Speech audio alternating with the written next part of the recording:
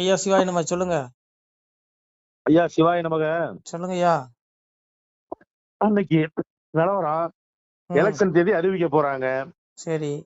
இப்ப எப்படி கூட்டணி தர்மத்துல அண்ணாமலை இருக்கனால 2.5 வருஷம் அண்ணாமலை 2.5 வருஷம் எடப்பாடி வருவாங்களா? சிஎம் ஆயிடுவாரு அண்ணாமலை, எப்படி சூழ்நிலை? ஆனா அண்ணாமலை வந்தாத்தான் தர்மம் தப்பிக்கும். இல்ல இன்னும் கோயில்கள் நிறைய இடிப்பாங்க, நிறைய வேலை செஞ்சு விடுவாங்க. சொன்னீங்க பாருங்க, அண்ணாமலை வந்தா நிச்சயமா தர்மம் காக்கப்படும். தர்மம் அதுல மாற்றம் கிடையாது. அண்ணாமலை வந்து உண்மையாலுமே அது ஒரு இன்னைக்கு அவர் கையில ஆட்சி இல்ல. அவர் வந்து ஒரு மத்திய அமைச்சரோ அந்த மாதிரி இன்னும் கொடுக்கல. ஆனா அவருக்குன்னு ஒரு துறை ஒதுக்கப்பட்டா அது தர்மம் நிச்சயம் காக்கப்படும். அதுல இது மாற்றம் கிடையாது. ஆனா ஒண்ணுங்க ஒண்ணு புரிஞ்சுக்கோங்க. இங்க வந்து யாரு ஆளணும், யாரு ஆளக்கூடாது, இங்க என்ன நடக்கணுங்கிறது எல்லாம் முன்பே தீர்மானிக்கப்பட்டிருக்கியா, புரிஞ்சுக்கோங்க. நீங்க நல்லா நம்ம வந்து நீங்க வெளிப்பு தோட்டம் பார்க்கும்போது இவங்க வந்துருவாங்களா, அவங்க வந்துடுவாங்களா, இது எல்லாமே ஒரு புரிதல் இல்லாத நிலைதான். ஏன்னா ஒரு மனுஷனுடைய வாழ்க்கை அவன் பிறப்பு முதல் இறப்பு வரை என்ன நடக்கணுமோ அதான் கர்மா, எல்லாம் தீர்மானிக்கப்பட்டிருக்கு. புரிஞ்சுக்கோங்க. இப்போ நீங்களும் நான் பேசுற கூட கர்மா தான். இதெல்லாம் முன்பே தீர்மானிக்கப்பட்டது. இப்படி பிரபஞ்சத்துல ஒரு மனுஷன் பிறப்பு முதல் இறப்பு வரைக்கும் என்ன நடக்கிறங்கிறது கிரகங்கள்ல, நவ கிரகங்கள்ல எல்லாம் பதியப்பட்டிருக்கு. தான் சாமியை சொன்னார், உச்சிக்கு ரகமடா உங்கள் ஒருவருக்கும் தெரியாது, என் பட்சம் உண்டால் போதுமடா பகையில்லை என் மகனே. பகவானே சொல்றான், பிள்ளைகளை 9 கிரகத்துக்குள்ள உங்களை உச்சி குடுமி பிடிச்சு வச்சிருக்கான். ராகு, கேது, சனி, சுக்கிரன், சந்திரன், சூரியன், இப்படி எல்லா நவ கிரகங்கள் அதன் பிடியில தான் எல்லா ஜீவராசிகளும். பூமியில அவன் பிறந்துட்டாலே கிரகம் தான் அவனை நடத்தும். ஏன்னா அவன் கர்ம வினை கிரகத்துலதான் பதிவு பண்ணப்பட்டிருக்கும். இப்போ சனி தசை சனி நடக்கும்போது ஒருத்தருக்கு பெரிய சங்கடங்களை கொடுக்கும். ராகு கேது நடக்கும்போது சங்கடங்களை கொடுக்கும். சுக்கிரதசை சூரியன் புதன் வேலை நடக்கும்போது அப்படியே நல்லா போகும் வாழ்க்கை. ஆனா சனி வரும்போது மொத்தமா வச்சு செஞ்சிருவான். உதாரணத்துக்கு 30 வருஷம் ஒருத்தன் பாவம் செய்யறான்னா அந்த சனி தசை வரும்போது மொத்தமா வாங்கி கேட்டுருவான் சனி. அது தர்மதேவன். ஆனாலும் இங்க பாருங்க, இங்க யாரு ஆளணும் யாரு ஆளக்கூடாது இது எதுவுமே நம்ம சொல்ல முடியாது. ஆனா அண்ணாமலை வந்தா தர்மம் காக்கப்படும். அதுல எந்த மாற்றமும் கிடையாது. ஆனா ஒண்ணு புரிஞ்சுக்கிடுங்க ஐயா, இப்ப நீங்க கூட சிஎம் ஆகலாம், நீங்க கூட பிரதம மந்திரி ஆகலாம், எல்லாம் தலையெழுத்து தான். உண்மையா நான் சொல்லலையே, பகவானே சொல்றேன் பாருங்க. எங்க அப்பா சிவபெருமானே சொல்றான் பாருங்க, அரியரசன் தவசு பண்ணி அவர் பெற்ற பிள்ளைகளுக்கு பொன்னரசி ராஜ்யத்தில் அரசால பிள்ளை உண்டு, மன்மதன் சீமையிலே வாழ்வீச்சிக்காரர் உண்டு. நீங்க பாருங்க, எங்க அப்பா சிவன் நினைச்சா உங்களுக்கு இந்த பூமி மாதிரி உங்களுக்கு 100 பூமி ஒரு கணப்பொழுதுல ஒரு செகண்ட்ல 100 பூமி படைக்கலாம். படைச்சு அங்க ஒரு 100 கோடி பேரை பிறக்க வச்சு உங்களை பிரதமர் ஆக்கலாம். நான் சொல்லல, அரியரசன் தவசு பண்ணி அவர் பெற்ற பிள்ளைகளுக்கு பொன்னரசி ராஜ்யத்தில் பார்சல் பண்ணி இறப்புக்கு ஆத்மா இருக்கு பாருங்க. இந்த ஆத்மா ஜோதிமயமானதுங்க. இந்த ஆத்மா சிவன்கிட்ட போயிட்டு வச்சுக்கோங்க, நீங்க என்ன கேட்டீங்களோ அப்பா கொடுப்பான். கற்பக விருட்சம், அவன் நினைச்சா உங்களுக்கு என்ன வேணாலும் தரலாம். அதனால இங்க பாருங்க, நீங்க இந்த பூலக வாழ்க்கையை மண்ணள்ளி போடுங்க, ஒரு கை அள்ளிப்படாதுங்க. இதெல்லாம் அற்பம். எப்ப இந்த வாழ்க்கை முடியும்னு சொல்ல முடியாது. பகவானே சொல்றான், எல்லா ஜீவராசிகளின் ஆதியும் அந்தமும் முடிவும் நடுவும் நானேங்க. எங்க அப்பா தான். உன்னுடைய வாழ்க்கை பிறப்பு முதல் நீ நடுவுற வாழ்ற வாழ்க்கை வரைக்கும் இறப்பு வரைக்கும் கர்மா சாதுர்வரையும் மாயா சிஸ்டம் குணகர்ம விபாசகங்கிறான். கர்மத்தின் அடிப்படையிலே நான் உயிர்களை தோற்றுவித்தேங்கிறான். இங்க யாரு ஆளணும், யாரு சாகணும், யாரு பிரதம மந்திரி ஆகணும், யாரு சிஎம் ஆகணும், இது எல்லாம் சிஎம் ஆகணும், யாரு மந்திரி ஆகணும், யாரு எம்எல்ஏ ஆகணும், யாரு கவுன்சிலர் ஆகணும், யாரு பஞ்சாயத்து தலைவர் ஆகணும், யாரு மருத்துவர் ஆகணும், யாரு நோயாளி ஆகணும், யாரு நீதிபதி ஆகணும், யாரு வக்கீல் ஆகணும், இது எல்லாம் முன்பே தீர்மானிக்கப்பட்டிருக்குங்க. இது எல்லாம் பிரபஞ்சத்துல இது ஏற்கனவே கர்மத்தின்படி எல்லாம் அவனவன் வாழ்க்கை அமையுது, பகவான் சொல்றான். அதனால இங்க பாருங்க, அதே போல இது நிரந்தரம் கிடையாது. நீங்க அது சாமியா சொல்றான், சொத்தாஸ்தி வஸ்து சுகம் என்று என்னாதே வத்தாஸ்தி பொண்ணு வகை என்று என்னாதேங்கிறான்.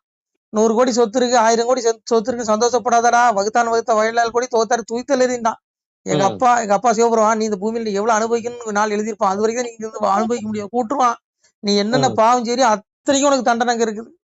சாமி அதான் சொன்னா, மேலும் எய்யாத சமயத்தில் இருக்குதுடா ஆளி புழுங்கிறான், வையகத்தில் கொலைகளவு மாது சூது பிறன்முகம் செய்யாத தீவனைகள் செய்த பெருமாள் அகில கிரீங்கள் வழிக்கு ஆளி புழுக்கிற நரகத்துல அவ்வளவு தண்டனை கொடுக்குறான் அந்த ஆத்மாவுக்கு. நீ அப்பாவை தேடி மோட்சத்துக்கு போனீங்கன்னா உங்களுக்கு எல்லாம் கொடுக்குறான். கூப்பிடுறான், சாமியை கூப்பிடுறான் பாருங்க. மகிழ்ந்திருந்து விளையாட வாரீரோ என் மக்களே, திரும்பி நீங்கள் வர வேண்டாம், தெய்வ சுனை இங்கே உண்டு. என் பிள்ளைகளை என்ன வந்து அடைஞ்சிட்டீங்கன்னா நீங்க திரும்பி இந்த இறப்புக்குரிய மண்ணுலகளை போய் புழு விலங்கு பறவைன்னு 84 லட்சம் பிறவி எடுத்து சாக வேண்டாம். அப்பா மோட்சம் கொடுத்துருவேன், விடுதலை கொடுத்துருவேன், அப்பாவுடைய பேரானந்த வீட்டுக்கு உன்னை கூப்பிட்டுருவேன். அங்க குடிப்பு கிடையாது, அங்க மலஞ்சலம் கழிக்க வேண்டியது இல்லை. ஏன்னா ஒளி உடம்பு தேவர்களுடைய சரீரம் உங்களுக்கு கொடுத்துருக்கான் இந்த ஆத்மா. அங்க போய் டெய்லி நீங்க வேலைக்கு போனோம். இப்ப நீங்க ஐயரா இருக்கீங்க, டெய்லி கோயில போய் பூசை பண்ணணும்னு அவசியமே கிடையாது.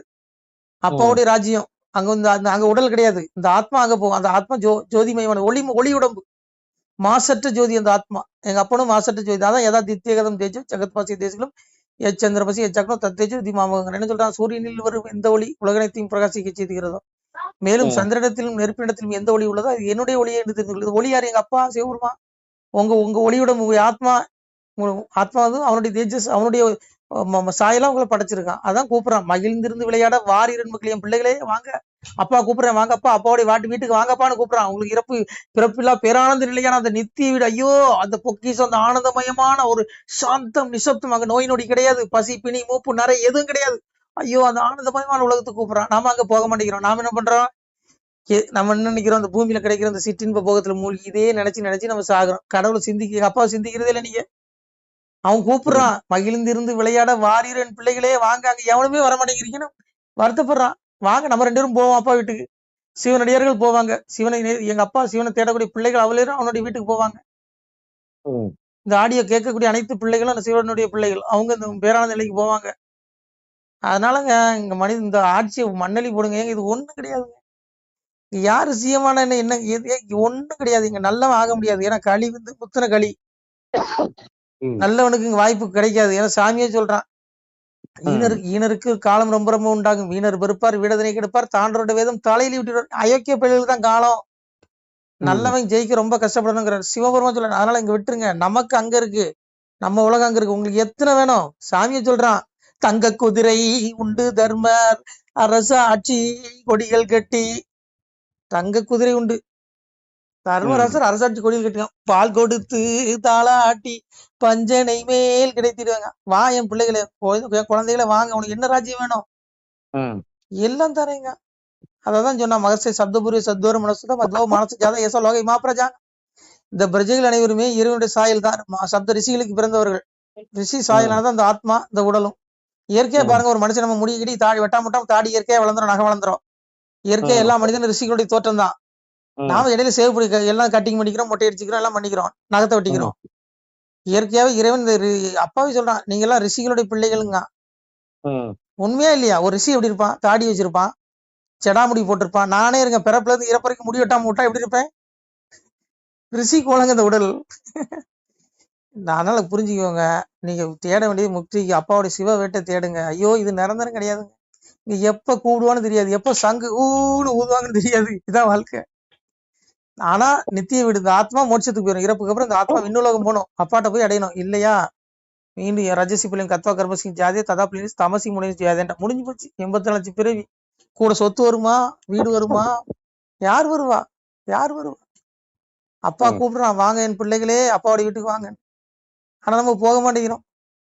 வெந்தது திண்டு விதி வந்தா சாவுன்னு நினைச்சிட்டு இருக்கோம். இதான் வாழ்க்கைன்னு. அதனால முக்தி கிடைக்க மாட்டேங்குது. சிவபெருமான் மட்டும் தனியா உட்காந்துட்டு இருக்கான். ஏன்னா கொஞ்சம் ரிஷிகள் இருப்பாங்க, ஞானிகள் கொஞ்சம் பேர் மோட்சம் அடைஞ்சிருப்பாங்க. சிவன் அடியார்கள் பிள்ளைகள் மோட்சம் அடைஞ்சிருப்பாங்க. அடியாருடைய சிவனை தேடக்கூடிய பிள்ளைகள் மோட்சம் அடைஞ்சிருப்பாங்க. மீது எல்லாரும் இங்க பிறந்துதான் சாகுறான். அவன் அதான் சொல்றாருல, அவன் அனிஷ்டம் இஷ்டம் திருவிதான் கருணை பிரதி சன்னியாசம் பேசிட்டான். என்ன எப்படி விடுவான்? நீ இந்த உடல்ல என்னென்ன பாவம் செய்யறியோ அதை அனுபவிக்க, உன்னுடைய ஆத்மா இன்னொரு உடல் எடுத்து வந்து அதை அனுபவிக்கோங்கிறான். நீ அனுபவிச்சு ஆகணும் தண்டனே. நீ முக்தியே போக முடியாது. அப்பா தேடுங்க. அரகரா என்ற சொல்லை கரையரா பாவினீசன் அறிய மாட்டான சிவனை சிவசிவா என்ற சொல்ல அவகட நீசன் தெரியவும் மாட்டான சிவனை. ஒண்ணு அரகரான்னு சொல்லு, பெருமாளை பிடிச்சிக்கோ, இல்ல சிவசிவான்னு சொல்லு. 2ல ஒண்ணு பிடிச்சிக்கோ. பிடிச்சா மோட்சம், இல்லையா நீ தொலைஞ்ச. 84 லட்சம் பிறவி உயிவடைய முடியாது. உலகம் அடைஞ்சாலும் உயிர் பிறந்து வந்து செத்துக்கிட்டே தான் இருப்ப. பிறவா நிலைக்கு அப்பா கூப்பிடுறான், வாப்பா அப்பாவோட வீட்டுக்கு வாங்கன்னு. யாரு போறீங்க? நான் தான் தேடிட்டு இருக்கேன். அப்பா கூட சிவனை தேடக்கூடிய பிள்ளைகள் உங்களுக்கு கண்டிப்பா மோட்சம் கிடைக்கல, மாற்றமே இல்லைங்க. நமசிவாய் திருச்சிட்டோம். நமசிவாயம். அதனால யாரு சீமானாலும் ஒண்ணும் கவலைப்படாதீங்க. எல்லாரும் போத வரும், எல்லாம் சிவ வீட்டுக்கு போனோம். அதை மட்டும் தேடுங்க. பெரிய பதவிங்க. 800 யுகம் இருந்தும் எய்தாத வீடு பெற வெந்நீர் பூசி விளங்குவது எக்காலம். சிவலோக பதவி நீங்க அடையலைன்னா அதை விட பெரிய பதவி உலகத்துல, அதை விட பெரிய பதவி எதுவுமே கிடையாதுங்க. பிறவா நிலை விடுதலை, இந்த ஆத்மா விடுதலை அடைஞ்சிடும். நமச்சிவாய். சிவாய் நம. திருச்சிட்டம்பலம், தில்லையம்பலம், பொன்னம்பலம். சிவாய் நம. உறவுகளே, சிவ அன்பர்களே, தற்போது தாங்கள் இந்த வீடியோவில் பார்க்கக்கூடிய இடத்துல ஒரு சிவாலய திருப்பணி ஒன்று நடந்து கொண்டிருக்கிறது. இந்த இடத்துல பார்த்தீங்கன்னா, முன்பு ஒரு காலத்தில் வந்து ஒரு சிவாலயம் இருந்திருக்குது. அதாவது இந்த ஏரியா வந்து இப்போ வந்து ஒரு தென்னை மரங்கள் பனைமரங்கள் சூழ்ந்த காடாக இருக்கிறது. முன்பொரு காலத்தில் இங்கே ஒரு ஊர் இருந்ததாக சொல்கிறாங்க. ஆனால் இப்போது சுற்று வட்டாரத்தில் 5 கிலோமீட்டர் சுற்றுலாவில் ஊரே கிடையாது, காடு.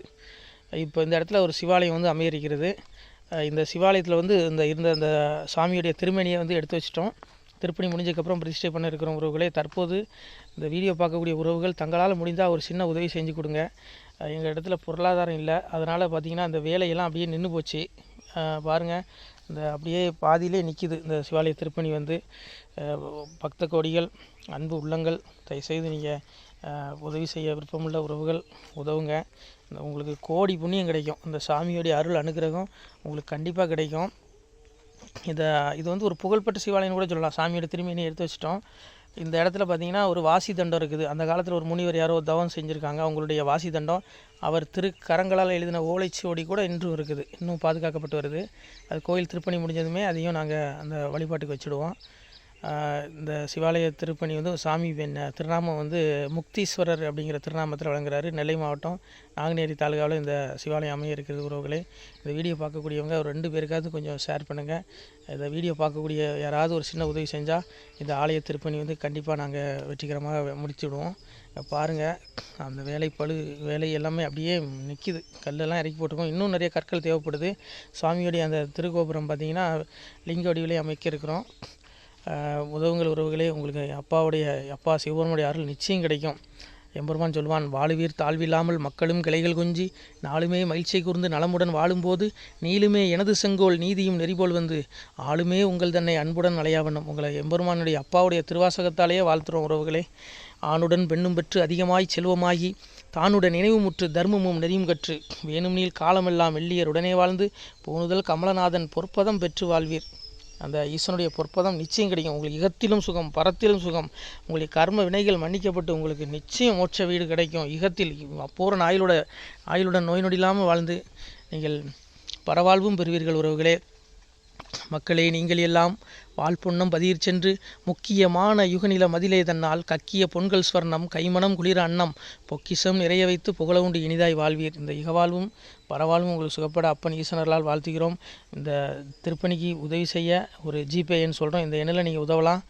நீங்கள் இந்த எண்ணிலே நீங்கள் தொடர்பு கொள்ளலாம். ஜிபே, ஃபோன்பே, வாட்ஸ்அப் எல்லாம் இந்த நம்பர் தான். 93 85 44 31 06 93 85 44 31 06. இந்த எண்ணில் நீங்கள் உதவலாம், தொடர்பும் கொள்ளலாம்.